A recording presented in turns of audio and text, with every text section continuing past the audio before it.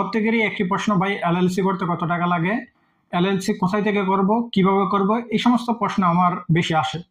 So LLC আপনার প্রথমে বুঝতে হবে এলএলসি কিন্তু কয়েক প্রকার হয়ে থাকে। একটা এলএলসি দিয়ে আপনার শুধু প্রাইভেট লেভেলিং এ ব্যবসা করতে পারবেন, রিসেল করতে পারবেন না।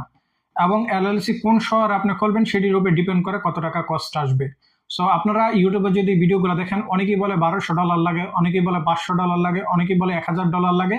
সো কারেন্টলি অ্যাকুরেটলি যে হিসাব সেটি আপনারা কেন পাচ্ছেন না, ইউটিউবাররা কি মিথ্যা কথা বলতেছে নাকি এখানে আপনাদের বুঝতে সমস্যা হচ্ছে, সেই বিষয়টি এই ভিডিওর মাধ্যমে আমি ক্লিয়ারলি ভাবে দেখাইবো। ইউএস এর ভিতরে মোর দ্যান 50টা শহর আছে, প্রত্যেক শহরেরই ট্যাক্স আলাদা, প্রত্যেক শহরেরই খরচ আলাদা। সো এলএলসি মানেটা কি আমাদেরকে বুঝতে হবে। এলএলসি মানে হচ্ছে লিমিটেড লায়াবিলিটি কোম্পানি। এটি ইউএসএ ভিত্তিক আমাদের একটি প্রতিষ্ঠান রয়েছে, সেই প্রতিষ্ঠানের ডকুমেন্ট দিয়ে আমরা অ্যামাজনে ব্যবসা করব।